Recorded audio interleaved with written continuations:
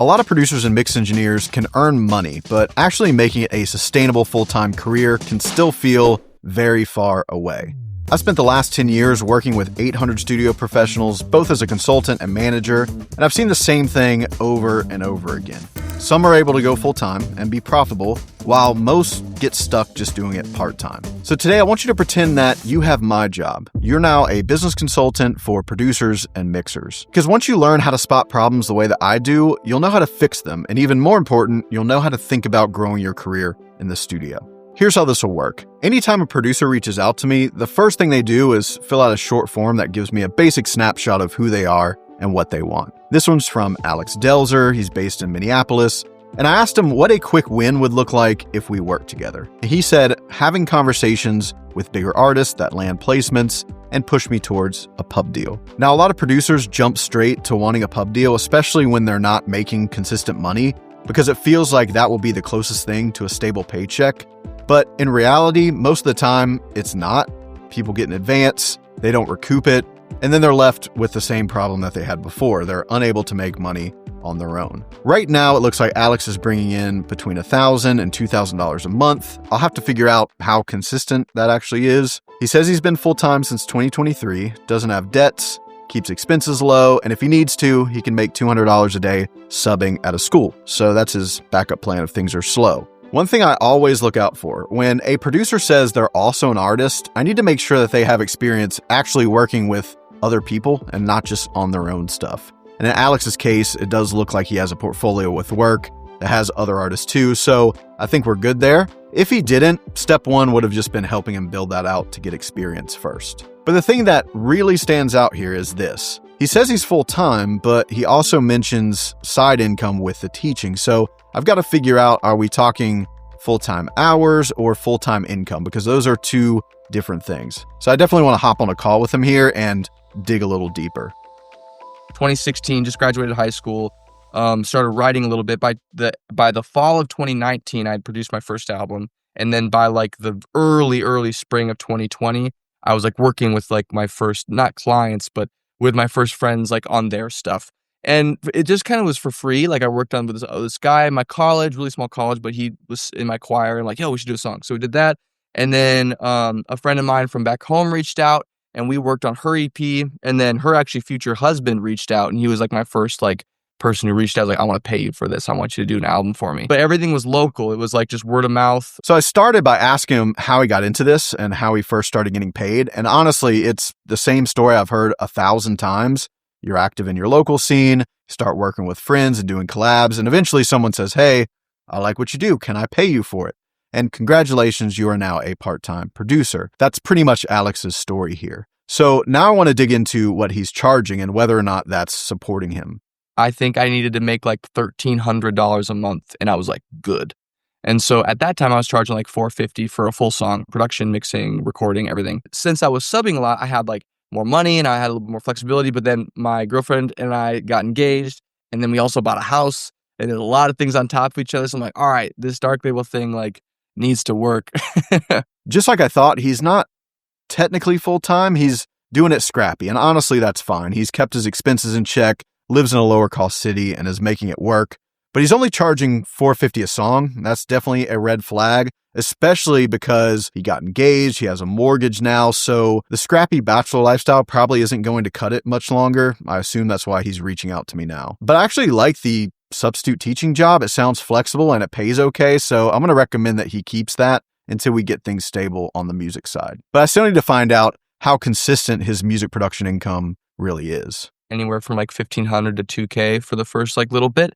But then it would be like a good month would be like that, anywhere kind of in that range. And then a bad month would be like, I'd have like one person pay me for a song. So it'd be like $450. So I'd be like, oh, there goes my savings again. It fluctuated a lot. You know, it was not very steady. And I'd have like bigger months and less months because just like people were trying to finish up projects and then they weren't doing projects anymore. And so I was very dependent on the schedules of the people that I knew. So those $1,000 to $2,000 months are the high end. Those aren't the norm. And some months he's only pulling in $450. So there's big waves. The income is up and down, which is probably why he hasn't truly gone full time yet. But the funny part is that he already knows why this is the case. He literally just said the answer. He only gets work when his current network has projects. And if they don't, he doesn't. So that's the opposite of control. Now what I want to know is, has he tried doing anything to solve this? I had like some ideas, like I should go to writers' rounds. I should be going to concerts all the time. But I would do some of those things and they would work or wouldn't work. And also I felt like I'm in person. I don't want to be like, hey, you want me to produce your stuff? Like that was never my mentality. And so it was just kind of felt hard to go there. And I wanted to sincerely enjoy. And I'm also an artist. So in my city, like I didn't want to like create a reputation, even though it's a bigger city. Like I just didn't want to have a reputation of like, this guy's sharking around looking for clients or whatever. So he's definitely got some mental blocks here. And it sounds like he's a little hesitant to promote himself. We will factor all that in when building his plan. We'll probably focus on remote work first. But the last thing I need to ask him here is, what are his goals? filling out the roster of clients so that my money is good, so that I don't need to worry about that. We're good to go. And I can raise my prices. Maybe I do, maybe I don't. I'm less concerned about that. I'm more concerned about having consistent work. And then I want to just do a lot of writing. I want to try to get in bigger rooms. And I want to use my artist project as like a tool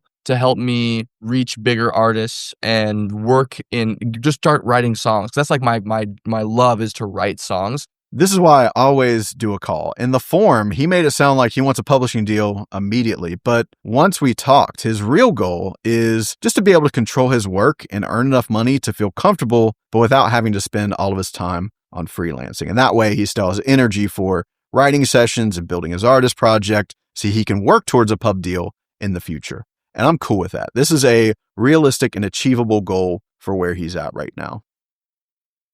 My final assessment is this. Alex is stuck in what I call a level trap. He started out like a lot of producers do.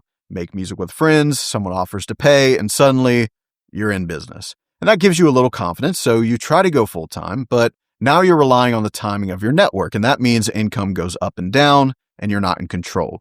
What Alex is going to have to realize is this. The best way to start making money producing and mixing is actually the worst way to make it sustainable and profitable. And that's why most producers and mixers get stuck here. When you're starting out, relying on your current network can get you part-time, but that's usually where it stops. So let's fix that and create a quick game plan for Alex. Most producers I talk to that are stuck at part-time, they will obsess over branding and think they need to build a nice website and make all this content. But that's not actually where I'm going to start with Alex, because we're not solving a branding problem yet. We're solving a control problem. The only thing we're going to focus on first is meeting more artists as fast as possible. Here's how I'm thinking about this. Alex has an Instagram profile that looks decent. He's got a portfolio that sounds good. And since he has clients locally, he's obviously doing something right. He already has some kind of networking process, whether he realizes it or not. What I want to do is just take what he does locally and adapt it for remote work so that he, feels comfortable enough to actually go do this. Here's what this will look like. There's only 5 steps. Step 1, find new artists. Each week, Alex is going to pull up his portfolio playlist on Spotify and see what similar artists Spotify is recommending underneath it. He'll add 30 to 50 artists to a spreadsheet with links to their Instagram profiles. This will give him a pool of new artists to connect with every week that aren't already in his local circle.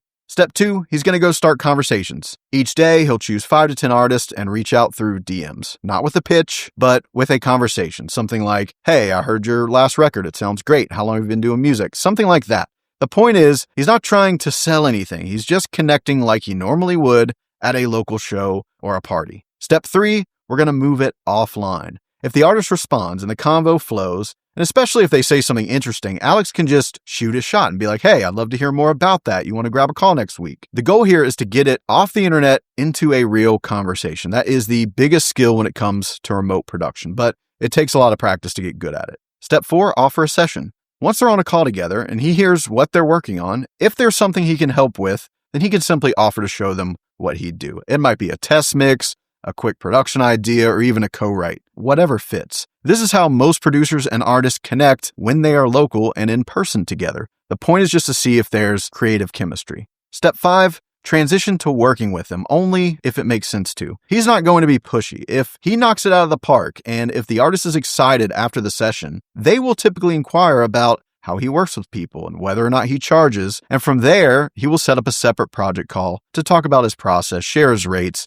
and send a proper proposal. This process doesn't have to be perfect. The goal is just to take action, keep track of how he does with each step, and I'll help him get better as he goes. We're not going to do this for the rest of his career. I just need him to prove to me that he can go out and get work when he needs to, because that will unlock a level of confidence that I'll need him to have in order for us to do more advanced strategies together.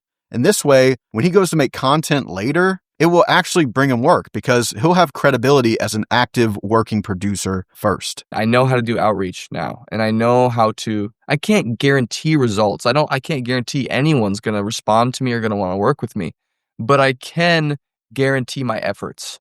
And that has been huge. It's been huge because I can put effort towards something, but also huge for the mentality of that. When I'm stressed, I have a place to put it. And maybe that stress is valid. I do need to make money. And so it allows me to focus my energies into something productive. I can put my nose down, I can work, and I can take a little bit of control of, life is coming from me, not at me, sort of a thing. But the big question is, will this work? After 45 days of doing this, Alex contacted 233 artists, 25 of them booked calls. He had 10 sessions, and that resulted in 7 new clients. This generated $8,000 of remote work, and some of these artists have already started second projects with him. But you might be wondering, what about his rates? We didn't really talk about that. Alex ended up raising his rates entirely on his own, which is exactly what I thought would happen. Once you know how to get work, you're less afraid of losing projects due to your rates. The biggest part about remote is volume. I can raise my rates. I can search for more specific clients. It was all because I had access to more people because it was remote. But here's the part that he didn't see coming. That amount of work, that fast, nearly burned him out. I was really hitting it hard with outreach, reaching out to 50 people a week. And a lot of people were responding. There's 60% response rate. So I was answering a lot of messages. And what was happening in those moments was I just had no mental bandwidth because I was wanting to stay on top of it. I was wanting to respond because I'm this has to work. I want to make sure I'm on top of it. These people are responding positive to me. I want to keep it going. Whereas a moment where I was at home sitting down and I was just was foggy, just glassed over, And Annabelle was like, dude, I need you. You're not here. You'll answer a question for me, but you're distant. And I was like, you're right. I feel it and I'm sorry. Alex was going to have to learn the most important lesson that I could ever teach him: how to ask for help. And so I hit up James, one of the mentors, coaches with Dark Label. We had a short meeting, but it was super helpful. He's like, hey, section out when you do responses, just like you do Monday through Wednesday. If you're getting a lot of responses back, just go at the end, or maybe it's every hour, last 15 minutes, or every other hour, last 15 minutes. That's when I respond to messages. And that helped clear up the mental space a little bit. But I think it's appropriate to sprint at certain points of your career, but it just was too much mentally. And so that helped me kind of come back down. After a decade of doing this, I've learned that there's no perfect endpoint where all of your problems just disappear. Success at one level just reveals the next set of challenges, and that's what Alex is dealing with now. We need to focus on creating more leverage in his business so he can earn what he needs without burning out and still chase his bigger goals. This is just the starting point, but I needed him to build that foundation first, or we weren't going to be able to move on to other things. If you need help navigating your own career, then I encourage you to reach out to my company. We're happy to take a look. The link is in the description below. And if you want to see more producer strategy breakdown videos like this, then I put together an entire playlist for you right here.